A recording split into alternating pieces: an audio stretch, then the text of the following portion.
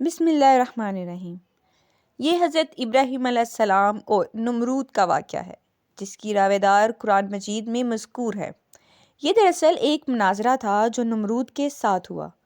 سب سے پہلے جان لیتے ہیں کہ نمرود کون تھا، پھر حضرت ابراہیم علیہ السلام اور نمرود کا واقعہ اپنے مطالعے سے گزاریں گے۔ فہرست کا خانہ ہے کہ نمرود کون تھا۔ حضرت ابراہیم علیہ السلام اور نمرود کا واقعہ تھیلے میں ریت آٹا بن گئی۔ نمرود بڑے تانے کا بادشاہ تھا۔ سب سے پہلے اس نے اپنے سر پر تاج شاہی رکھا اور خدائی کا دعویٰ کیا۔ یہ والد الزنان اور حرامی تھا اور اس کی ماں نے زنا کرایا تھا جس سے نمرود پیدا ہوا تھا۔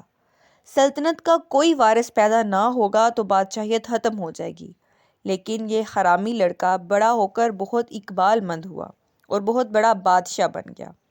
مشہور ہے کہ پوری دنیا کی بادشاہی صرف 4 ہی شخصوں کو ملی، جن میں سے 2 مومن تھے اور 2 کافر۔ حضرت سلیمان علیہ السلام اور حضرت ذوالقرنین تو صاحبان ایمان تھے اور نمرود بخت نصر یہ دونوں کافر تھے۔ حضرت ابراہیم علیہ السلام اور نمرود کا واقعہ: نمرود نے اپنی سلطنت بھر میں یہ قانون نافذ کر دیا تھا کہ اس نے خوراک کے تمام چیزوں کو اپنی تحویل میں لے لیا تھا۔ یہ صرف ان ہی لوگوں کو خوراک کا سامان دیا کرتا تھا جو لوگ اس کی خدائی کو تسلیم کرتے تھے۔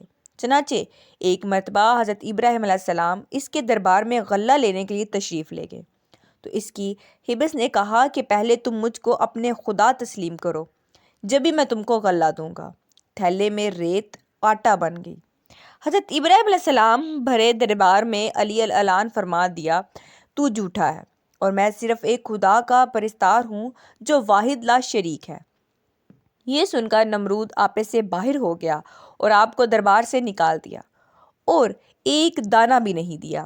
آپ اور آپ کے چند متبعین جو مومن تھے بھوک کی شدت سے پریشان ہو کر جان بلب ہو گئے۔ اس وقت آپ ایک تھیلا لے کر ایک ٹھیلے کے پاس تشریف لے گئے اور تھیلے میں ریت بھر کر لائے اور خداوند قدوس سے دعا مانگی تو وہ ریت آٹا بن گئی اور آپ نے اس کو اپنے متبعین کو کھلایا اور خود بھی کھایا۔ پھر نمرود کی دشمنی اس حد تک بڑھ گئی کہ اس نے آپ کو آگ میں ڈلوا دیا، مگر وہ آگ آپ پر گلزار بن گئی اور آپ سلامتی کے ساتھ اس آگ سے باہر نکل آئے اور علی اعلان نمرود کو جھوٹا کہہ کر خدائے وحدہ لا شریک کی توحید کا چرچا کرنے لگے۔ نمرود نے آپ کے کلمہ حق سے تنگ آ کر ایک دن آپ کو اپنے دربار میں بلایا اور حسب ذلیل مکالمہ بصورت مناظرہ شروع کر دیا۔ نمرود: اے ابراہیم، بتاؤ تمہارا رب کون ہے جس کی عبادت تم لوگوں کو دعویٰ دے کر کرتے ہو؟ حضرت ابراہیم علیہ السلام: اے نمرود، میرا رب وہی ہے جو لوگوں کو جلاتا اور مارتا ہے۔ نمرود: یہ تو میں بھی کر سکتا ہوں۔ چنانچہ اس وقت اس نے وہ 2 قیدیوں کو جیل خانے سے دربار میں بلوایا۔ ایک کو موت کی سزا ہو چکی تھی اور دوسرا رہا ہو چکا تھا۔ نمرود نے پھانسی پانے والے کو تو چھوڑ دیا اور بے قصور کو پھانسی دے دی اور بولا کہ یہ دیکھ لو، جو مردہ تھا میں نے اس کو جلا دیا اور جو زندہ تھا میں نے اس کو مردہ کر دیا۔ حضرت ابراہیم علیہ السلام نے سمجھ لیا کہ نمرود بالکل ہی احمق اور نہایت ہی گھڑمر آدمی ہے جو جلانے اور مارنے کا یہ مطلب سمجھا بیٹھا ہے۔ اسی لیے آپ نے اس کے سامنے ایک دوسری بہت ہی واضح اور روشن دلیل پیش فرمائی۔ چنانچہ آپ نے ارشاد فرمایا: حضرت ابراہیم علیہ السلام: اے نمرود، میرا رب وہی ہے جو سورج کو مشرق سے نکالتا ہے۔ اگر تو خدا ہے تو ایک دن سورج کو مغرب سے نکال دے۔ نمرود حیران رہ گیا۔ حضرت ابراہیم علیہ السلام کی یہ دلیل سن کر نمرود مبہوت و حیران رہ گیا اور کچھ بھی نہ بول سکا۔ اسی طرح یہ مناظرہ ختم ہو گیا اور حضرت ابراہیم علیہ السلام اس مناظرے میں فتح مند ہو کر دربار سے باہر تشریف لائے اور توحید الہی کا واضح اعلان فرمانا شروع کر دیا۔ قرآن مجید میں اس مناظرے کی رواداری ان لفظوں میں بیان فرمائی گئی۔ ترجمہ کنز ایمان: اے محبوب، کیا تم نے نہ دیکھا تھا اسے جو ابراہیم سے جھگڑا اس کے رب کے بارے میں، اس پر کہ اللہ نے اسے بادشاہی دی، جبکہ ابراہیم نے کہا کہ میرا رب وہ ہے جو چلاتا اور مارتا ہے۔ بولا، میں چلاتا اور مارتا ہوں۔ ابراہیم نے فرمایا، تو اللہ سورج کو لاتا ہے پورب سے تو اس کو پچھم میں لے آ کر تو ہوش اڑ گئے۔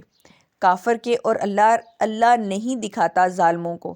حضرت ابراہیم علیہ السلام عزم و استقلال حضرت ابراہیم علیہ السلام خداوندی کی توحید کے اعلان پر پہاڑ کی طرح قائم تھے۔ نمرود کی بے شمار فوجوں سے حائف ہوئے، نہ اس کے ظلم و جبر سے مرغوب ہوئے، بلکہ جب اس ظلم نے آپ کو آگ کے شعلوں میں ڈلوا دیا، اس وقت بھی آپ کے پائے عزم و استقلال میں بال برابر لغزش نہیں ہوئی اور آپ ایک ذرہ برابر بھی نعرہ توحید بلند کرتے ہی رہے۔ پھر اس نے بے رحم ہو کر آپ پر دانہ پانی بند کر دیا، اس پر بھی آپ کی عزم و استقامت میں ذرا برابر فرق نہیں آیا۔ پھر اس نے آپ کو مناظرے کا چیلنج دیا اور دربار شاہی میں طلب کیا تھا تاکہ شاہی رغب و داب دکھا کر آپ علیہ السلام کو مرغوب کر دیا جائے، لیکن آپ نے بالکل بے خوف ہو کر مناظرے کا چیلنج قبول کر لیا اور دربار شاہی میں پہنچ کر ایسی مضبوط اور دندان شکن دلیل پیش فرمائی کہ نمرود کے ہوش اڑ گئے اور وہ ہکا بکا ہو کر لاجواب اور خاموش ہو گیا، اور بھرے دربار میں اس کلمہ حق کی تجلی ہو گئی۔ ترجمہ کنز ایمان: حق آیا اور باطل مٹ گیا ہے، شک باطل کو مٹنے نہیں دیتا۔ نمرود کی ہلاکت کیسے ہوئی؟ بالآخر حضرت ابراہیم علیہ السلام کی صداقت و حقانیت کا پرچم سر بلند ہو گیا اور نمرود ایک مچھر جیسی حقیر مخلوق سے ہلاک کر دیا گیا۔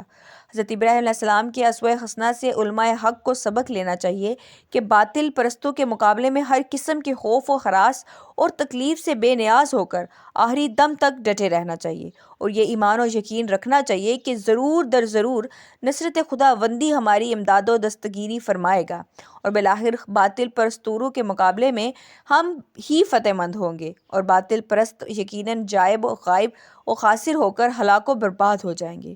یہ ایمان اور عقیدہ مضبوطی کے ساتھ رکھنا چاہیے کہ اللہ تعالیٰ ہم حق پرستوں کو غیب سے روزی کا سامان دے گا، کیونکہ ظالم نمرود نے جب حضرت ابراہیم علیہ السلام کو غلہ دینا بند کر دیا اور ملک بھر میں ان کو کہیں ایک دانہ بھی نہیں ملا، تو اللہ تعالیٰ نے ریت اور مٹی کو ان کے لیے آٹا بنا دیا، اور اسلام کے اس عقیدے کی حقانیت کا سورج چمک اٹھا تھا۔ بے شک اللہ ہی بڑا رزق دینے والا اور قوت والا، قدرت والا ہے۔ آج بھی جو ابراہیم علیہ السلام کا ایمان پیدا آگ کر سکتی ہے، انداز گلستان پیدا کر سکتی ہے۔